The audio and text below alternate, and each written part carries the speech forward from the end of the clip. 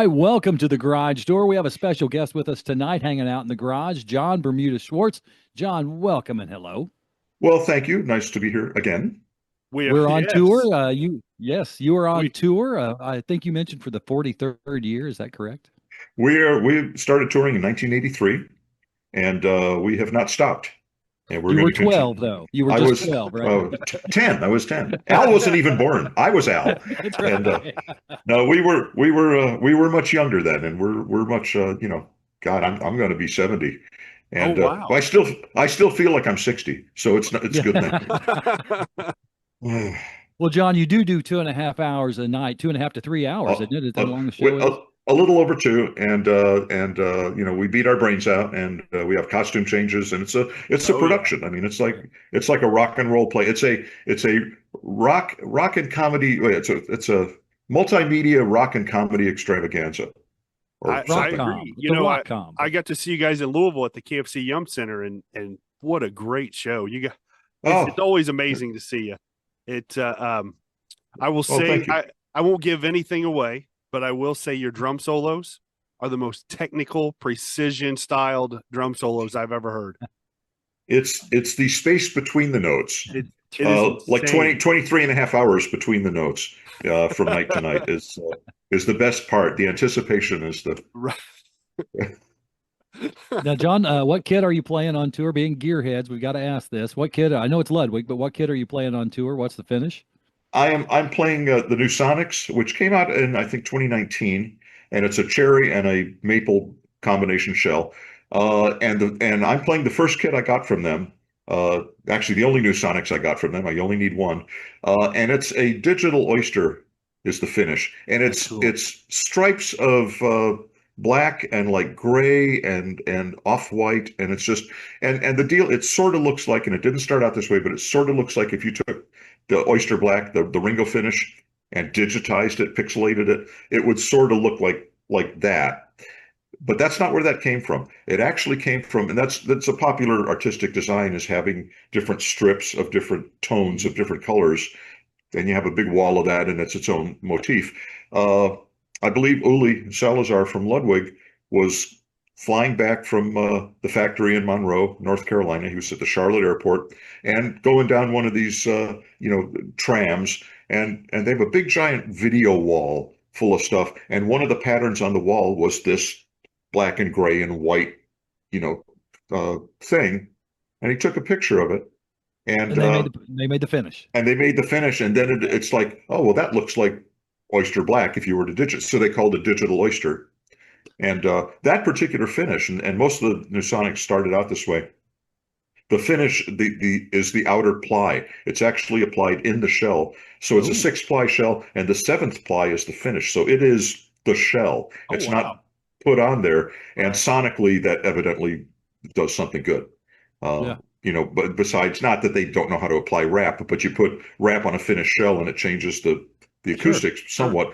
This is actually the seventh ply, Oh and wow. uh, and what I like about the finish, I mean, and it's not just the Ringo thing with me, but I like the fact that it's got light tones in it that pick up the different colors on stage, so the kit, is sort of dynamic. It doesn't just sit Yeah. there and it's not all one color or what. Static. Yeah, it can Yeah, be red if the lights are red. It can reflect that e- redness. And you exactly. mentioned Jon Bermuda that there's a cherry ply in that, and you really the cherry adds a dimension to the drums a certain degree. Apparently, it's I believe the outer three plies are maple, the inner plies are cherry, and they also used cherry on one of their Asian made kits, one of their budget kits, which actually they all sound really good. The Element series, they had a club date, it was the Element SE, and that's a cherry and a gumwood shell. And I think it's 5 or 6 ply, so kind of the same type of deal. But there's something magic about cherry, to my ear anyway, Mhm. that I love. I use the Element Club dates, and I got a lot of kits, and I take out these inexpensive Ludwig kits and play them on all my gigs, and they sound great. And the new Sonics, actually, of the U.S. made kits, that's actually the least expensive line in the U.S. line, and I love them. I mean, there's something about cherry. It's got to be the cherry. Well, your parts are amazing. Now, again, Craig, a little bit. Can you tell us a little bit what you thought was the most challenging drum parts when you saw John on this tour? What did you think that he goes? How did he do? What did you think he goes? How Oh, did he do that? everything he does. You Oh, guys are thanks. great at getting the sound, and it sounds like the song. Like it doesn't sound like you guys playing. It just sounds like somebody turned the track on for him to sing over. And I think that's amazing. Oh, well, thank you. That's now to that end, obviously guitar players and keyboards, they can change patches and really dial in Right. those Sure. sounds. But With drums, we're not using any triggers or anything like that. Oh, you're It's yeah, not. they Okay. sound like they sound. And yeah, I mean sometimes the sound guy probably puts some reverb on something, but I mean the right. drums, those are the one things that don't really change. Yeah. And but to my ear, everything is very kind of, they're not an extreme sound one way or the other, so they fit everything well Right. enough. It's not, if they were on one end of the spectrum, they wouldn't work for some songs and it would sound really weird. Sure. So and I don't want to call them average, but they seem to work for everything, and that's also why I love them. Yeah. Yeah. And this Yeah. tour I noticed you guys had some horns, and that was really cool that you added that stuff to it. And Love to play with horns. Yeah. Well, that's this is the year two of the Bigger and Weirder tour. And I don't know yeah, what the weird part is, but the bigger part is that we've added four people on stage. We've yeah. literally doubled the size of the band. And the good news is they can all sing. They all sing great. So I don't have to, they don't make me sing stuff anymore because I'm not a singer. And Al would force me to sing and I couldn't sing well. And then he would like blame me for not singing well. It's, I'm sorry, I don't have a melodic agenda. We're But drummers. We're drummers. Come yeah, on. but we've got and I gotta tell you who some of the people are. We've got Probin Gregory. He plays horns like tuba. I don't know if we're using a trombone on this tour. Trumpet. He can play congas. He plays guitar, and he can sing. He's from Brian Wilson's band. He played with Brian Oh, for enough said. many, many, Was he a many years. Wondermint? Was he in the Wondermints? Possibly. Yeah. I'm not. So I'm he's your not. utility infielder, kind of, Yeah. to a certain degree. Yep. And he's an LA guy, and he and I know have worked with a lot of the same people. On sax and clarinet, and congas and vocals, we have Sheila Gonzalez. Sheila is Dweezil Zappa's sax player, Oh wow. and also Oh, Colin Hayes' sax player, Men at Work. Oh awesome. So she tours with both of them. In fact, she's at the end of this tour in October. I think she gets 2 days off and then goes out, I think, with Dweezil for 6 weeks or something. We have got Monique Donnelly. She sings, she plays percussion. She has toured with us before, and she's recorded some of our albums. And she does vocals and can play, shakes a tambourine and does some other shtick on stage. And then we have on guitar, and it's weird because this is the first time in over 40 years of touring that we've actually added a second guitar, which you would think, guitars, bands have two guitar players, right? We didn't until this tour, until 2025 started. And she's the sweetheart of the band. She's 25. She comes from Charlotte, North Carolina. She's actually a bass player, but she's playing guitar. She plays great. She sings great. She's having a great time. The four of them add a lot of spirit, and because we're a bunch of old men and we sit there, we just play, and the four of them in the back are just they're having a great They're time. dancing and mock Well, show. I will say it Oh looks like you yeah, guys are they're all they're having just, fun up there. It looks like you're all we having are. a blast. It is fun. It is still fun. I mean, I was never a drummer that Yeah. really got into stuff. No. But the four of them add a lot, and sound wise and visually, and it's very, very cool. I don't know that Al will ever go back down to just the four Okay. piece. It's hard to do. Yeah. Once you've done this. So we're having a good time. They're having a great time. We're still playing arenas and sheds Yeah. and stuff, and not, most bands are not selling out tours this year, and we're not selling out every show. We're doing about 80%, which is fine. If we Yeah. play for 10 or 12,000 people, nothing wrong with that. And something we wouldn't have imagined, even 20 years ago, Right. really. So things have grown, and I think we're just more people are appreciating what we do. I mean, the audience is growing. It's not through any new music per se. We haven't had an album out since 2014. And but we're still out there. We're still doing it. People are bringing their kids now, and Right. so there's 6 and 8 and 10-year-olds in the audience. There's 70-year-olds in the audience. There's 70-year-olds on stage. It's it's a wide demo. It's a beautiful thing. You Now, know, John, back to the oh, go question I ahead. wanted to ask. Oh, I'm sorry, Craig. Go ahead. No, go ahead, Troy. Okay, I was just going to add, John. Now, I ask about what would you say is the most challenging drum part for you? Is there a certain song that you go, oh man, you clinch up with, or you're such a pro, there's nothing? No, you know what? There's one song we do, and it's unusual for Al, but the song is in seven, and that by itself is not a problem. Uh, but I always think about it because it goes in and out of 7/4, 7/8, and then sometimes a straight four, and then there's some endings on the song that are all in four. But once so once it gets past the main part of the song, and it's not a difficult thing, and it's a very simple kind of a 7/4 type beat. But I always in my head, I always think, you know what, if I'm off by a quarter note, if I miss one of those beats and I start a note, and I play a bar of 8 by mistake, uh, that really messes everyone up. And then how do I find my way back in? Right. And and it Where's and the it one? Where's and the it one? and it hasn't happened yet. I mean, there hasn't been a problem yet. And again, it's not a complicated part. And it's one of those things, like a lot of songs in odd meters, in 5 or 7 or whatever. They have a certain flow. It's not like you're not sitting there counting it and thinking, oh, that's a weird count. The song just feels natural Yeah. in the phrasing that it has. And that's what this song, it's called Now You Know. And it was actually a song that goes over the ending credits of Al's biopic from a few years Yes. ago. Oh, okay, okay. And again, and as he states in concert, it wasn't meant to be a single.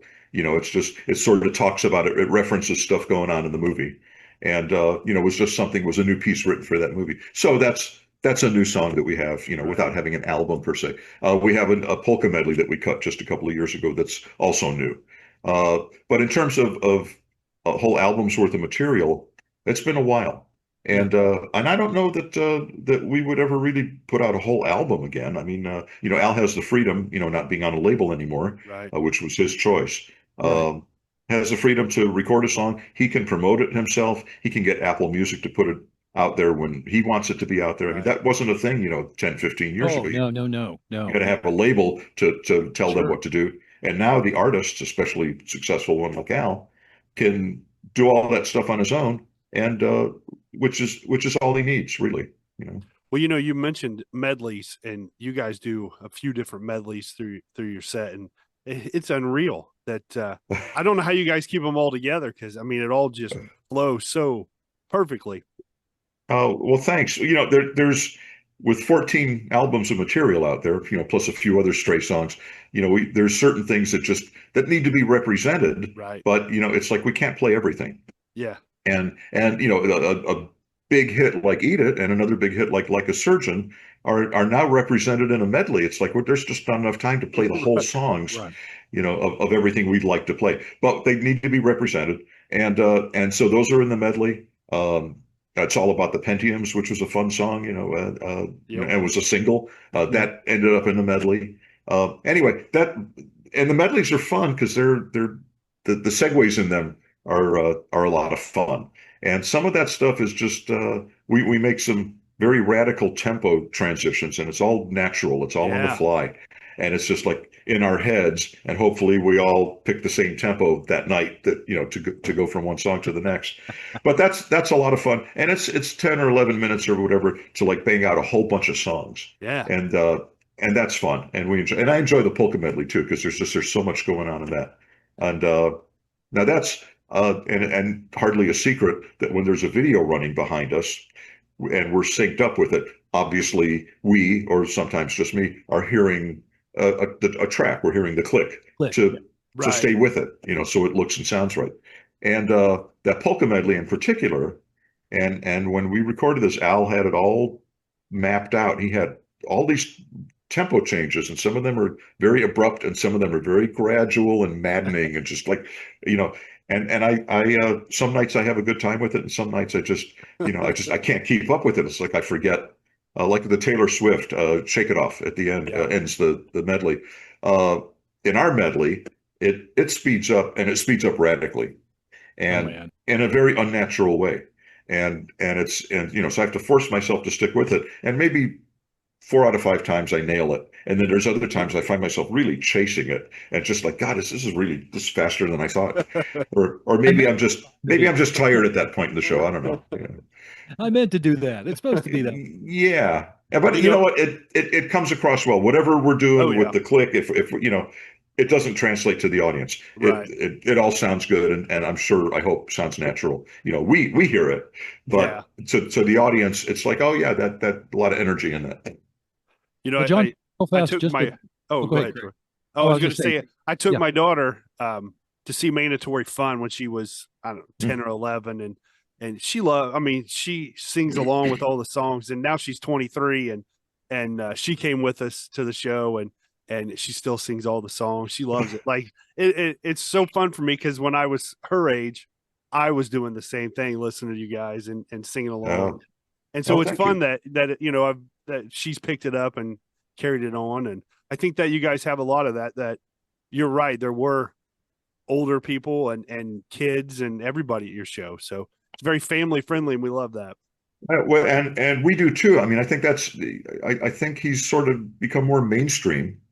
And Yes. it's become less about, the wacky songs you hear on the Dr. Demento show. It's like, no, this is a fun multimedia, show. It's a big, Yes. rock and roll show that, and costumes and movement and videos, and it sounds good, and it's funny. If you dissect the words, it's funny, Right. and it's enjoyable. And I think that, but it's become more of a mainstream thing than it Oh was yeah. even 10 years ago. And maybe that's just why the audience has grown. It's just more people are figuring out that it's just good. You don't have to be silly to like Right. Weird Al. And it's funny, because sometimes I hear the real song, and I immediately think of the Weird Al song, like you got your version of it, which I think that's pretty cool. That those are the thoughts in my head. My daughter's kind of the same way. We kind of had that conversation about, I hear this song and I'm like, oh, I don't think of it as the real song. I think of it as the Weird Al version of that song. So Yeah. Well, once you hear Al's version, you can't. It's hard to right, go you, back. you can't It- unhear it. Yeah. It's always just going on in the back of your head. Is, Yeah. the Al's lyrics are funnier. Yeah. John, I know we've asked you this before when we've had a different interview, but could you tell our listeners about how you ended up meeting Al and recording, the first recordings? The first time I saw you was on the Tomorrow Show, by the way, with Tom Uh, Snyder. If you yeah, that's been a long time ago. that was yeah. Well, that was April 21st, 1981. I wasn't. Uh, But go and no, there's a little bit of a backstory. I mean, the story is, I was at the Dr. Demento show, and Al was there that night. He was usually there. I knew who Al was, and he was going to debut a song that he had just written that weekend. Another one, Rides the Bus, parody of the Queen, Yeah. right? Another one, Bites the Dust. So he asked me to beat on his accordion case. He knew I was a drummer. I was there being interviewed, and so he figured out I was a drummer and asked if I would do that, which I did. And we exchanged phone numbers. I said, you should have a band. I'll be your drummer. And anyway, and it went from there. Now, but why I was at the Dr. Demento show, and it ties in with Al, as it turns out. Back in the day, young guys, junior high, high school, college, the Dr. Demento show had a lot of appeal to a young male audience, in the same way that Monty Python and Three Stooges had a Right. mostly male appeal. Yeah. So my friends and I, all listen to Dr. Demento show. Dr. Demento held a contest for those who were so inclined to do their own version of this one particular song that was the most requested song on his show, called Pico and Sepulveda, which are two intersections, which is an intersection in Los Angeles, by the way, Pico Boulevard and Sepulveda Boulevard. So some friends of mine got together, and now back in the day, I was in school bands. They didn't really have even piano players or bass players or guitar. They had horn players, clarinets and trombone and stuff like that. Mhm. So I got my friends together, and we just we made a version of Pico and Sepulveda and sent it in, and to this contest. This was 1973, and we came in second place, Oh wow. and which was pretty cool. Yeah. And ours was just an instrumental version. We started out singing Pico and Sepulveda, Pico and did a little harmony thing, and then just played instrumentally after that. It was kind of like a marching bandish sounding thing, but with sort of a more of a conga rumba type beat. Anyway, so and Demento used that song as his show's intro because he could talk over it because it didn't have lyrics on it. Oh So he yeah. actually used our version, which was pretty cool, and we thought that was like really cool. So Oh, big time. little bit of time went by. We recorded another song, sent that in. He played that too. year and a half goes by. We did another song, sent that in. He played that as well. And this was at a time when he wasn't really playing much homemade music. Uh, oh, I should mention, so this ties in with Al. The very first thing that Al sent to Dr. Demento was his version of the Pico and Sepulveda song. And sadly, it didn't. He was late to send it in. In fact, he handed it to Dr. Demento when Dr. Demento was talking at his high school, and Demento didn't have the heart to tell him he was too late. And it went into Demento's trunk of his car. He sold the car. The tape went away. It's gone. Al never kept a copy of it. But anyway, Al and I dove in to sending something Dr. Demento at the same time. So that was just a very this kind of I don't know, kismet, something. Anyway, so time goes on. People, including Al, more and more homemade music was playing on the Dr. Demento show. I had the opportunity to come down and see the Dr. Demento show live, which he did in LA on Sunday nights. Met him for the first time in 1980. He asked if I wanted to come back and talk about being one of the early people to have homemade music played on his show and whatever other projects I was doing in town, which is I was in a band or two. So I came back September 14th, 1980, and Al was there that night. He often came down to the show. So he answered phones, did whatever, and he was there debuting the song. I ended up on it. Anyway, so what happened was, and the Dr. Demento show was also syndicated in about 200 markets across the U.S. and Canada. Yeah. And the show usually got played on Sunday nights just because that was when it got played. So in a lot of the markets where they'd have these wacky morning DJs, the morning zoo guys, they would, if they were on a station that played the Dr. Demento show, they would listen to the show so they could pull out funny songs and play it on their show in morning drive time in major markets. Well, Another One Rides the Bus was now being played like in major markets, to a non-Demento audience. And it started to take off. And Al calls me in about 3 weeks. He says, that song is like being played all over. And he was still in school, but just wrapping up his college days. He said, I'm going to be back in January. I want to record a few things. We'll put out a thing and, put out a EP and, we'll see what happens, but, we're going to move forward. Awesome. And we did. And it wasn't too long. This was January of 1981.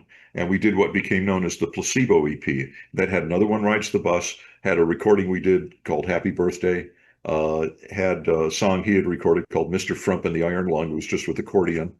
Oh boy. I forget what the fourth song was. It's only four. I should know them. And anyway, and made up 1,000 copies of those, and which are very highly prized now. They sell for $400, $500, $600 and more. So I wish I had kept a bunch. I mean, I've got like two. Anyway, well, things began to take off. Al got a proper manager. We got invited to do the Tomorrow Show with Tom Snyder. So we flew to New York, did Another One Rides the Bus, on the Tomorrow Show, which is pretty cool. Remember this? Yeah. Anyway, so things were beginning to get going. We did a few other odds and ends throughout 1981. By early 1982, Al was seeking permission for a song, "I Love Rocky Road," parody of Joan Jett's "I Love Rock and Roll." Now, she didn't write the song. That wasn't their group's song. They had a hit. But the group that actually recorded it was called the Arrows. And one of the guys in the Arrows was a guy named Jake Hooker, who was married to Lorna Luft, Liza Minnelli's sister. Okay. Anyway, Jake was one of the writers. So Al contacted Jake, or his manager contacted Jake. And Jake says, well, yeah, this sounds, one of my clients is Rick Derringer. Maybe we can get some studio time and have you guys do an album and see if, you can sell it somehow, get a deal, let's do an album on spec. And we did, with Rick Derringer on guitar. In the meantime, we had got Steve J on bass. Steve is still with us today. But we didn't have Jim West, who's the guitar player, but he wasn't quite in place. He missed it by 2 weeks somehow. And so Rick Derringer played just about everything on that first album. That first band was me, Steve, Al, and Rick Derringer. Wow, that's amazing. Quite a band. Yeah. I dare say that Rick did not come out and play live with us or do any of that stuff, but actually he did sit in with us on a gig or two in New York City, but just for fun. Yeah. But we by the time the first album was released, we had a couple of new songs to record for it because it had been in the can for almost a year. And so we recorded some fresh material. And at that point, we had Jim West on guitar. And that's been the band ever since. Steve J, Jim West, me, Al, and occasional guest musicians, horn players, things like that, piano players sometimes, and that's the basic band today. And that's not an easy task to keep everybody together like that. No, there is one other band that I know of that's been together longer with the same guys, and they're still active. And we're in good company. U2 is the other band. Yeah, that's right. That's it. And us. I don't know if they regard us in the same way. Oh, I'm sure they do. But they probably don't think about that. But it's a place in music history that not many people occupy. Yeah. That's it exactly. Now, the Bermuda, you mentioned earlier that this tour is a bit more of a production. A lot of costume changes. You've got more people on. If an audience is coming to see, I know you're coming to Indianapolis pretty soon, but if an audience is coming, what are they going to see? What can they expect? And Craig, don't spoil it. I know you know. Well, it's yeah, we've been doing the production for a long time and incorporating videos and costumes, and it gets a little slicker, with each new tour that we do like that. And with this tour, we've added 4 extra bodies on stage, which adds a visual, adds a lot of sound, adds a lot of great vocals, and so it's a full-on production. And the videos sometimes run while we're playing. Sometimes they run between songs, and that enables our costume changes. But from the audience perspective, you're just sitting there for 2 hours, 2 hours, 8 minutes, something like that. And it's just like nonstop stuff. And Al has a very good sense of what works. He has a very good sense of timing, in what order to have things. And I think we made one time, we changed song order or something at the end of last tour, and I'm not sure why. I don't even think about it now. Now it's just natural. But he moved one song like 2 songs ahead or something for, I don't know why. But as far as what the audience sees, it's like a rock and roll Broadway show. It's just very immersive, and it's funny, and enjoyable, and it's a rock show, basically. It really is. It's a very theatrical production, and the transitions are seamless. Oh, well, thank you. It really is enjoying, and from my perspective, you don't get to see what I see, so. That's right. That's true. It's all I can do to prevent myself from turning around and looking at the screen behind me, because I know there's stuff going on. I kid you not, I just found out on this tour during the polka medley. Now there's an animated video. Al got several animators together to do different sections of each song as it was represented. So it did. They all had a different vibe, and it was all strung together, and it all looked and was funny and all that. And I assumed all last year that he was running the video. Well, what he did instead was he went ahead and he got the original artist's videos and compressed them or whatever to fit the polka tempo. Really? And put all of those together. So you're seeing the original as if they're singing and playing, the polka version. Right. And I had no idea that this was going on behind, because I don't see it. I'm looking ahead, I don't know. I turn around and I'm seeing like live people, and it's like, oh, he's put together the real video. So one day I got to watch that. I got to get a copy of that. There you go. John, do you guys do sound? Are you recording any of the tour, either video or audio, for perhaps a live album or something like that? No, well, just for posterity. But okay. I have recordings of board mixes of everything, and we can record video. The files are stupid. They're like 300 gigs. It's just stupid to attempt to keep them all. But we have several, and it's just for reference. It's not, at some point I'll pick one of the shows that, that was good, and I'll grab that, and it'll have its own hard drive, and, right. But I've got all the audio. I've got, we've done over 2,000 shows, and I probably have 15 or 1,600. Oh, wow. Well, now they're all digitized. I originally recorded it on the cassette, right? And and eventually they got recorded digitally, and now it's just that's just what they do. You know, Sure. it's you don't even think about it. It's you hit record, it just It's goes on a there. little Yeah. card, and then I transfer it and then back it up, and then if we ever need to hear something, I'd love to hear I'd love to personally own a live Weird Al live tour. I mean, a live album. I think that would Right. be killer diller. No filler. Well, there are two live videos. They're older, Yeah. however. Yeah. We did one in '99, and then we did one in I think 2011 for the Apocalypse tour, and uh, and both are good. They're very good. But that's 15 years ago. Right. Right. Now, granted, at that time there was still an album yet to come out, still a couple of new songs. So today's show does look quite different than just 15 years ago. Right. We're not just working off those albums and just rehashing it. That's a couple of new things added. We swap out some of the originals in the set. We bring out stuff and play them for the first time. Some stuff we still really can't play Yeah. live, and Yeah. we don't even try. There's Genius in France is one of those that would be extremely Just difficult to pull off live, Yeah. unless you're Frank Zappa. I mean, Right. he would do that. We're not we don't do that. Another song called Hardware Store, which is very vocal intensive. There's a section in the middle that's just really fast vocals, and there's no way to do that live. Yeah. And it's kind of a fan favorite, and it's a funny song, and we could play it, we just can't sing it. Yeah. And the alternative would be, well, we'll just change it into a different version, just like so Right. at least it's represented. But but then it's like it's not the same. It's just Yeah. And we've been known to change the versions of songs that we've been playing for 30 years. Sure. So we'll change them for fun. Yeah. One of those, in fact, it went through a couple of changes. Like a Surgeon, we would play the straight version that came out in '85. Well, by I think maybe '92, we had changed that into Madonna had done like a Virgin as sort of a different, very kind of Middle Eastern sounding, heavy, process thing. And we went ahead and did the same thing and changed that to and Al would do this kind of dance, these slow moves and stuff like that. And it was a whole different vibe. And then it turned into some other kind of a different vibe. Again, it turned into like a country sort of, I don't know what it was. But so there were occasions where we did that, where we would just change the song. But because we had played it properly in the first place, and it's like, well, it's evolved rather than, well, we can't do what we did in the studio, so we're just going to throw this other version out there.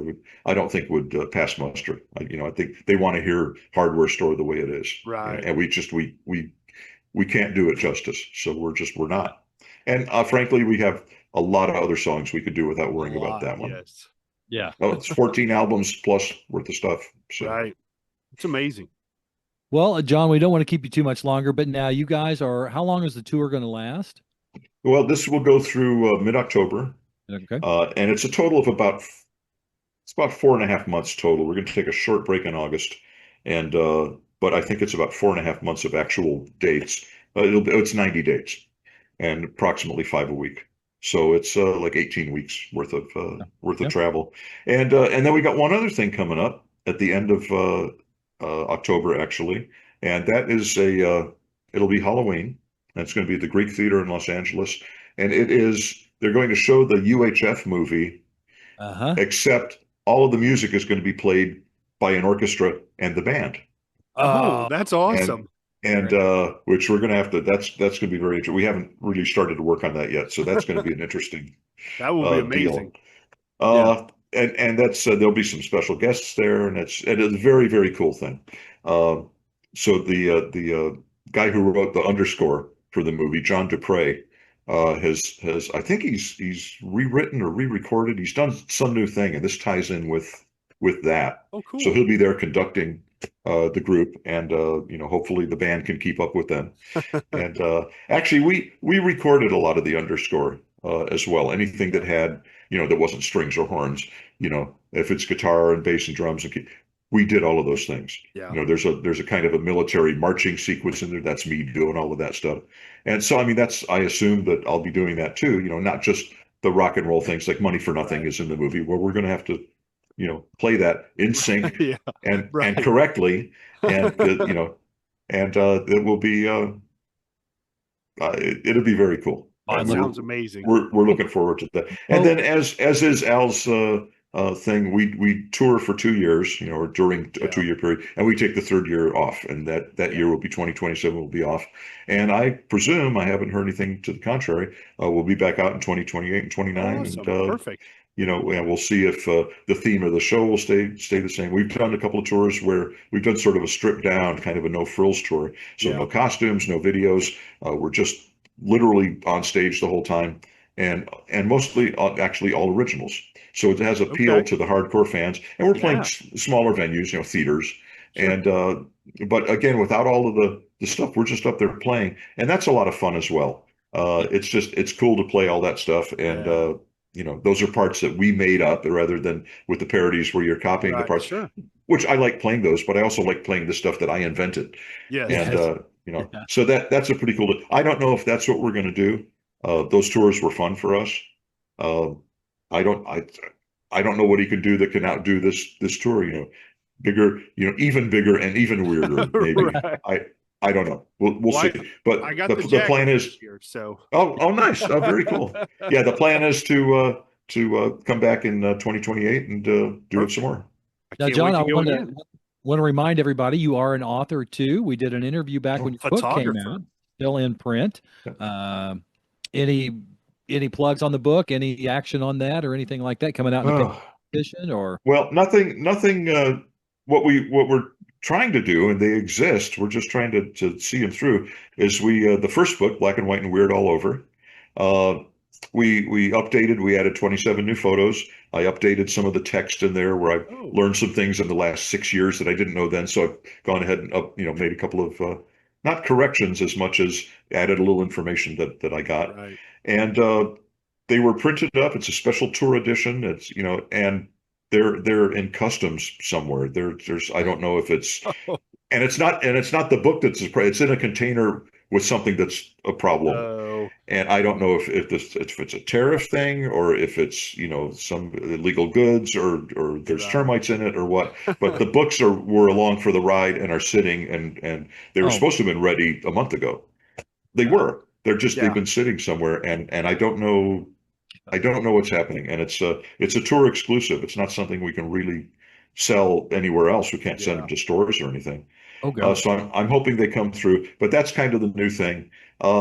Beyond that, I think I probably got all the photos out there that are worth seeing of him. And my concept for one more book maybe would be to take pictures of all of the stuff in my archive. Oh, And that would be a very fan-based book, yes. but I think that would sell well. That's also going to be a lot of work. Yeah. What's fun?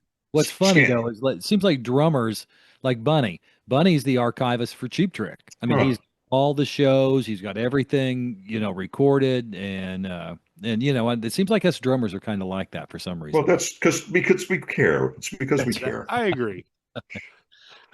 John, thank you so much for hanging out with us. I certainly appreciate it, and thank you, Troy, Craig. Appreciate it. Thank you. We appreciate you taking some time out. We know your time is valuable. You got all these tour dates, and we appreciate you hanging out with us. Yeah, John's heading to the pleasure.